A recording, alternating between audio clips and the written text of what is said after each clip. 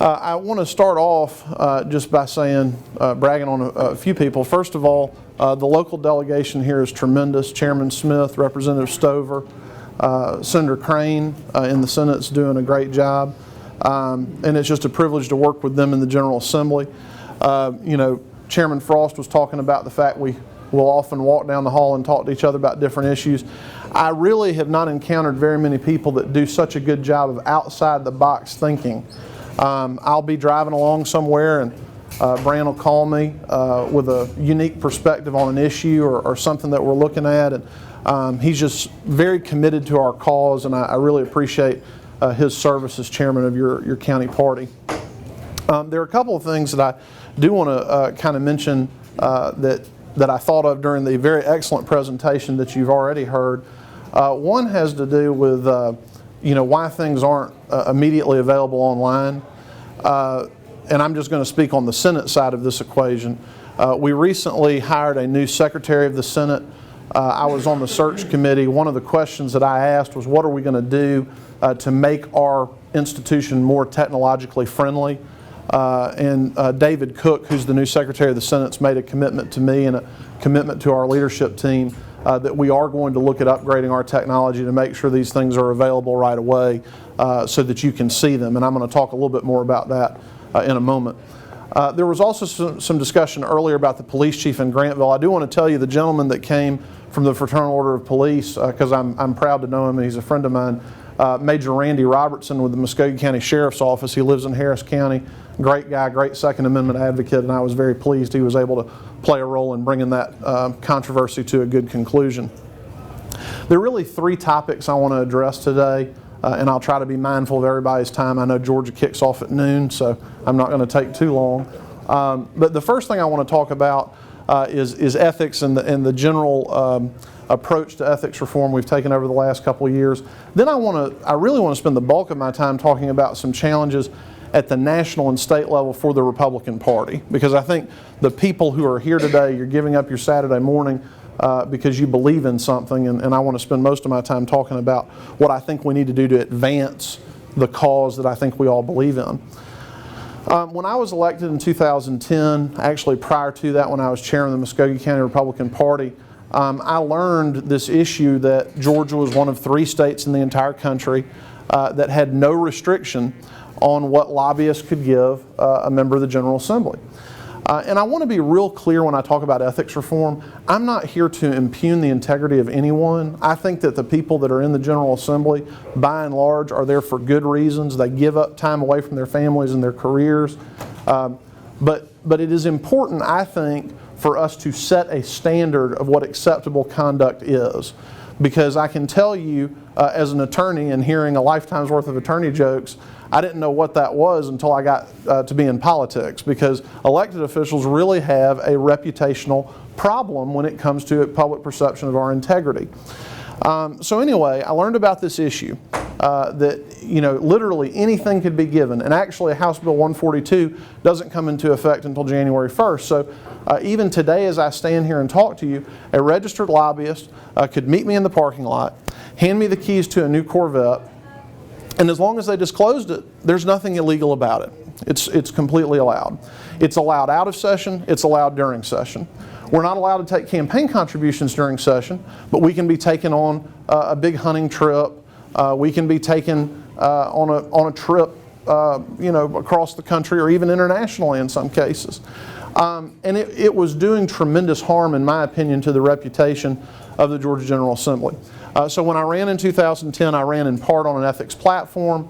I went around to groups like this one after the 2011 session to talk about the issue, because I was advised by our then leadership team that we needed to go slow and be real careful about upsetting the apple cart on an ethics bill, because all these other changes would be added on the floor and there would be difficult votes for our members. And while I was at one of these meetings, I made some very frank comments, as I'm known to do. And the word came down to me, as Brant said, that I would be facing opposition in 2012, that my bills were going to be held up. And so I figured, well, if that's the case, I'm going to do everything I can to get ethics reform passed if I got one session to do it. So I spent a lot of time in 2012 raising this issue, talking about this issue with conservative activists going around the state. And basically where we got in 2012 was absolutely nowhere. We weren't able to get a hearing on a bill. We weren't able to get a discussion on the floor. Literally, it was as if everyone in the upper echelons of leadership were just thinking, well, if we just ignore this, it will go away. And that probably would have happened, except for the Georgia Republican Party. And some of the people in this room were involved in this effort, that the state Republican Party said, you know what? We're going to put a question on our ballot in July, and we're going to let the average Georgian who votes in our Republican primary weigh in on this issue and answer a very simple question. Do you think that we ought to limit these gifts to $100? And most people would tell me when I was going around talking about that question, why not zero? But you know, that's where we wanted to be. And so we were able to get that question on the ballot. Over 800,000 Republican primary voters said yes. And on July 31st, the Speaker of the Georgia House, other members of the leadership were saying, there's nothing wrong with Georgia ethics laws. We don't need to change anything. We've got this disclosure. It's great. On August the 1st, after that election, the Speaker came out for a gift ban. So don't tell me that the people in this room and people like you all over the state don't have an awful lot of power and an awful lot of ability to set our agenda, because that's what happened. I'm not taking any credit for this at all. It's the 800,000 or so people. And then the 600,000 or so in the Democratic primary, they had the same ballot question. And they answered it yes as well. Not by quite as big a margin, but we'll take it. So we came back in 2013, a lot of discussion about ethics reform. I'm going to tell you the good news first. The good news is we got a $75 limit on individual gifts. That's good news. The bad news is there's a lot more work to do. There were some things that wound up in the conference report that, quite frankly, weaken certain provisions of our ethics laws. And so I want to talk to you today about two process reforms that I think could do an awful lot to just improve the way the General Assembly works, as in terms of getting public policy through and getting conservative public policy through. You heard some discussion earlier about the conference report on the gun bill. And one of the reasons that we ultimately didn't have any action on any legislation is that conference report got signed very late in the evening, and it was too late for us to consider it. Well, the question I ask is, why are we having conference reports introduced on the final day of the legislative session? And let me explain that issue a little bit. How many people in this room remember the debate about Obamacare in the U.S. Congress? Just a show of hands. Everybody? Okay. How many people remember how upset particularly Republican members of Congress were that they didn't have 24 hours to read this 1,000-page bill? Just about everybody? Okay. In the Georgia General Assembly, I don't know about the House, I'll speak to the Senate rules today, but in the Senate, when a conference committee report hits my desk, a clock starts ticking, and 60 minutes later, the Lieutenant Governor may call that bill up for a vote. Now, I want to explain to you why that is so bad. Because most conference reports, they're not just coming along every day after day 30. They generally all come on day 39 and day 40.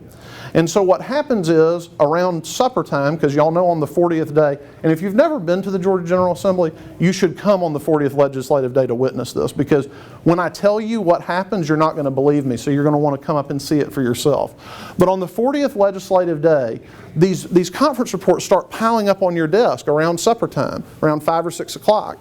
And then we've got 6 hours to vote on all of them. Well, of course, you know, that 60 minutes runs around 7 or 8 o'clock. So what you literally have happening, and this happened this year, is we would have a member come down to the well, the bell would ring, we have 60 seconds to vote, the bell would ring for the vote, that person would begin to speak to the conference report while that 60-second clock was running. They would come out of the well, maybe before the 60 seconds was up, the next person was down on the next conference report. And you're furiously trying to read this legislation. One good thing is we don't have a lot of 100-page bills in the General Assembly, but it's complicated language. It's complicated language even for somebody that's been trained in law school to read this kind of stuff. And so, you wind up getting embarrassed because there are things that get inserted into these bills that have nothing to do with the underlying issue, but it's somebody pushing an agenda. And let me give you an example of that. In 2012, we had a bill on hunting and fishing licenses. Sounds pretty generic, pretty okay. Well, they put a provision in the conference report that would allow the Ethics Commission to destroy complaints and associated documents with the complaints after a certain period of years, which obviously there was somebody somewhere that wanted some documents destroyed. And maybe that's good public policy, but we ought to debate that. That ought to go through the committee process. It shouldn't happen in the middle of the night where nobody has an opportunity to read it.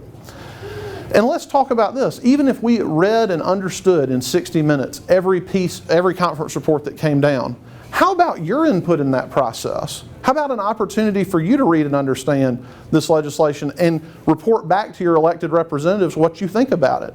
I mean, had we had the gun conference report on the floor, it would have been dropped around 10:30. We would have been voting on it at 11:30. It wouldn't have been available online for you to read. The press wouldn't have had an opportunity to report on it. So my reform, it's a fairly simple reform. Amend our rules to say a conference report has to rest for 24 hours before we vote on it. And again, most people say, well, why not 48 or 72? I'm just trying to move us in the right direction. So I think 24 hours is very reasonable. It's hard for people to argue with that. We're basically moving all this activity to day 39. There's usually a day between day 39 and day 40. And let's carefully consider public policy before we change the law of the state of Georgia. So that's one reform. The second reform I want to talk about briefly has to do with our budget process. Now, we recently went through a redistricting process, and I think most of you probably are familiar with that, where we basically divide the state up into state house, state senate, and congressional districts based on population. Well, as you can imagine, that is a very politically sensitive process, and because of that, we separate out the redistricting session. It took place in the summer of 2011 instead of the regular session. Why? Because you don't want members to be put in a position of being told, well, you better vote for Bill A if you want your district to look like this. You don't want that to happen. You don't want members leveraged that way. So we separate it out so that can't happen. But I'm going to tell you about something that happens every single year in the General Assembly, and that is that items in the budget wind up being linked to general legislation. And we experienced in my local delegation just this year, we had a situation where a member did not want to vote for a general bill. And he was told, if you don't vote for this general bill, an item that is important to your area will be deleted from the budget. And he voted against the bill. The item was deleted from the budget. We ultimately got it restored through the conference process. But that is wrong. That is blackmail. It is extortion. And it should not happen in a deliberative legislative body where we're supposed to be about what's the best public policy for the state of Georgia. Like the federal government. Exactly. So I have a modest proposal. It would require amending our Constitution. But we have a 40-day legislative session. And the only thing we have to do during that 40-day legislative session is adopt a budget. So I say we split the 40 days down the middle. And in the first 20 days of session, if we want to have hearings on general legislation, if we want to advance a discussion on general legislation, great. But no votes on general legislation during that 20 days. And on day 20, the legislature, by the close of day 20, will have passed all appropriations bills for that session. And then in the second 20 days, with members free of that pressure about budget items, we can vote our conscience on general legislation. Now, I think those are two very reasonable reforms that can transform the way business is done under the Gold Dome. And it's not really talking about our specific ethics laws, but it'll do a whole lot to change behavior. So that's my pitch about ethics. So I want to take the rest of my time to talk about a little bit about the National Republican Party and then a little bit about the State Republican Party. National Republicans, as you heard, they're probably getting ready to cave on the debt ceiling and the continuing resolution. Probably just going to let the president have his way, right? And you know, my problem with that is not just that we're giving up on this issue, but where are Republicans who are advancing the ideas that you and I believe in? I mean, we all agree we're against Obamacare in this room. I'm sure that we all are. But why aren't we talking about education reform? You know, the small amount of Title I money flows into all of our schools in this state and directs so many decisions that are made. Why aren't National Republicans talking about that? Why aren't National Republicans talking about educational choice and empowering parents to make decisions for their children? Why aren't we talking about infrastructure? I mean, I think we all agree there are needs when it comes to roads and bridges. I mean, why aren't we talking about those kinds of issues? Why aren't we talking about foundationally what it means to be a conservative, instead of just saying, you know, we're against Obamacare, which is good. I'm for that message, but it's not enough of a message to attract people to the Republican Party. And structurally, we have a problem as Republicans. The Democratic nominee for president in 2016 will start with 243 electoral votes without lifting their finger because of the demographic changes that have been occurring around the country. And unless we can figure out a way for California to divide their electoral votes by congressional district, which I've looked into, or if we can get the state of Texas to split into 5 different states, which actually their agreement to come into the union allows them to do. I mean, those are the kinds of things you've got to do to try to make the electoral math work for the Republican Party today. So what we have to do is we have to figure out, how do we achieve a coalition? We're right on the issues. When we talk to people about our issues, we are successful. But what do we do to bring in other parts of the population so that we can create a winning coalition? So it'll be the Democrats that are facing the uphill climb instead of us. And that kind of translates for me into a discussion about both the national and the state party. The biggest problem we have is that our strategy for success over the last 40 years really was for us to look for areas where we had advantage and max out that advantage. So if we had advantages in the suburban counties that ringed Atlanta, then that's where we needed to put all of our resources. And we needed to ignore every other place. For example, I hope that Congressman Bishop is in good health. I don't know if any of you have heard about his recent diagnosis of throat cancer. But if Congressman Bishop were to resign his office tomorrow, the Republican Party, I believe, would put very little resources into trying to win the 2nd Congressional District because it is a majority-minority district. Now, if we don't have somebody carrying our banner everywhere, it is very easy for us to be demonized by the other side. We ran in Columbus in 2012 a Republican against Calvin Smyre, who's been in the State House for 38 years. It was the first time a Republican had run against him. For the first time, we had communities in Columbus having somebody knock on their door and ask for their vote for a local partisan office and to say, I'm a Republican, I believe what Republicans believe.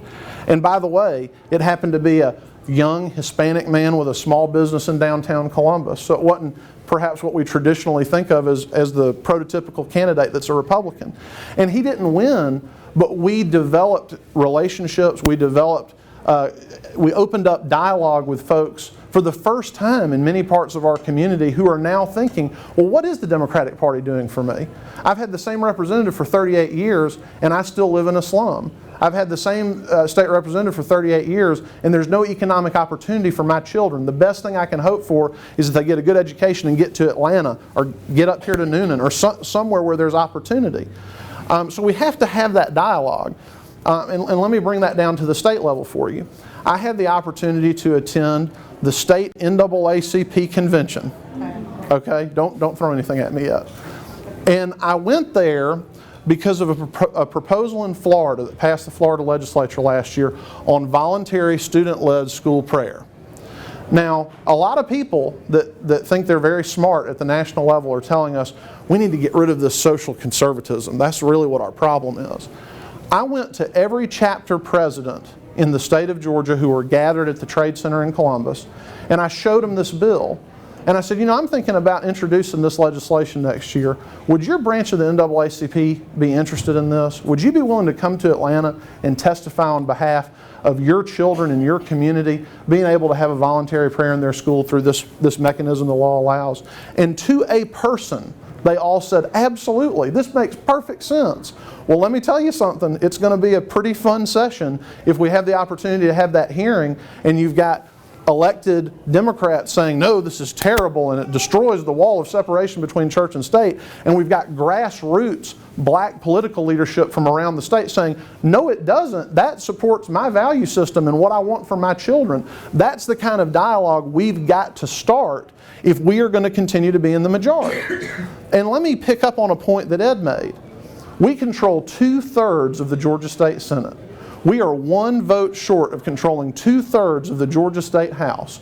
We control every constitutional office in this state. Now, I ask you, why are we not moving on real comprehensive tax reform? Why are we not moving on real educational choice? Which I can tell you, I also had a very robust conversation with these folks about that. I said, you know, there's a saying that says, where you grow up shouldn't determine where you end up. And to me, the Republican Party can champion, as the great civil rights issue of the 21st century, educational choice for people who are in these depressed communities. And we could do it tomorrow. We've got the, I mean, if it's a party line vote, we've got the votes. We've almost got the votes to amend the Constitution without any help from the Democrats. But I bet we would get it on educational choice because we got it on charter, the charter school amendment in 2012. So whether it's tax reform, whether it's education reform, whether, frankly, it's expungement reform. And one of the things that's mentioned in the brochures you have, the public gathering law that we used to have, I have a study committee that's meeting right now about how difficult it is once you've been arrested in this state to have your record cleared up, even if the arrest was later not supported by a conviction. We had a gentleman come testify to our committee last month who was convicted under the public gathering law, which was then repealed by the General Assembly. So he stands as a convicted felon who can't get help on his expungement because the law that he was convicted under no longer exists. He's very concerned about it. But you know who else is concerned about the expungement issue? The Democratic members of my study committee. They want us to go to DeKalb County. They want us to go to the inner city of Augusta and have these discussions. And quite frankly, there's nothing inconsistent with conservative principles. If we say, you've committed a crime, you should be punished. Well, after the punishment is over, what do we want that person to do? We want them to get a job, and we want them to be a productive member of society. So that's what expungement reform is all about, because I can tell you, you're going to have a tough time getting a job bagging groceries at Kroger if you can't clear your arrest record up 5 years or 10 years or 15 years later. So these issues are available to us today.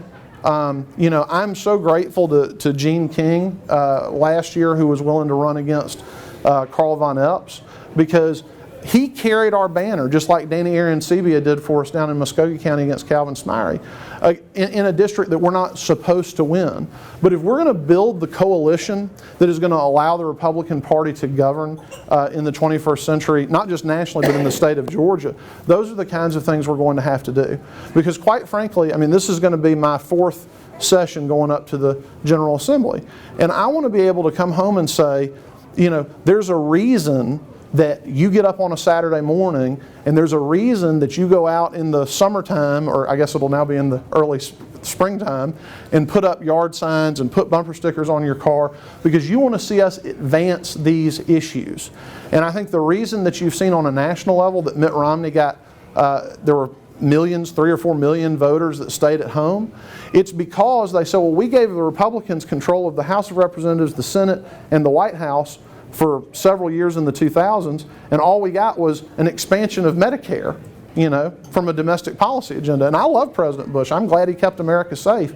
But if we're not moving forward aggressively on the issues that matter to the people in this room, then we're not going to be able to grow, because we can't go at election time and say, here's what will happen if you vote for a Republican. Here's what I believe, and this is what we're going to go do. So we have a choice. We have a real clear choice, in my opinion. And our choice is to sort of manage our decline and keep things in the middle and talk in generalities about conservative principles and not really move the ball forward, in which case we're going to wind up like Detroit. Or we can choose to enact some bold reforms. I mean, nothing we could do at the General Assembly will create more jobs, and I'm not talking about government creating jobs. People in this room create jobs. But if we went to no income tax, the capital investment, the high net worth people that would move to this state, the availability for new job opportunities tomorrow, high paying, good jobs.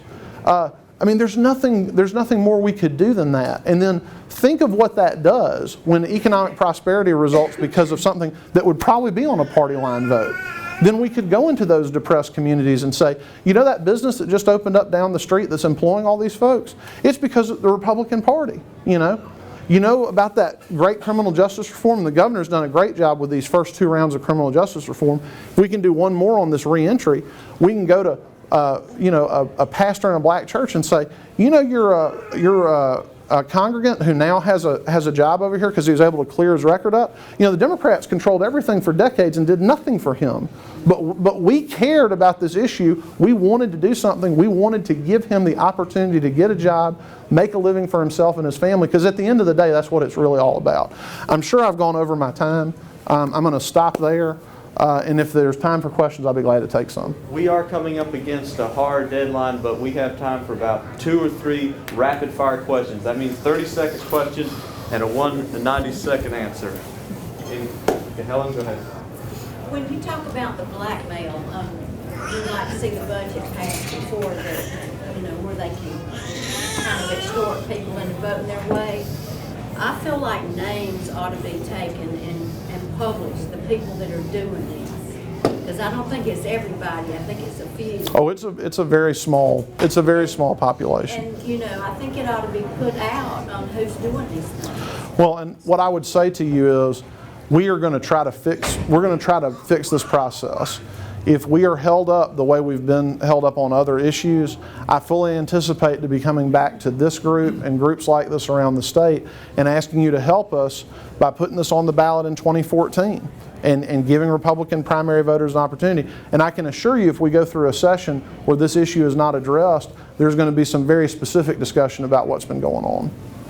And it's like the teeth loss bill, where there was a built-in penalty for regions that voted against it. And to me, any representative or congressman that voted in favor of that law, just because of that penalty in there, to me that was a form of extortion.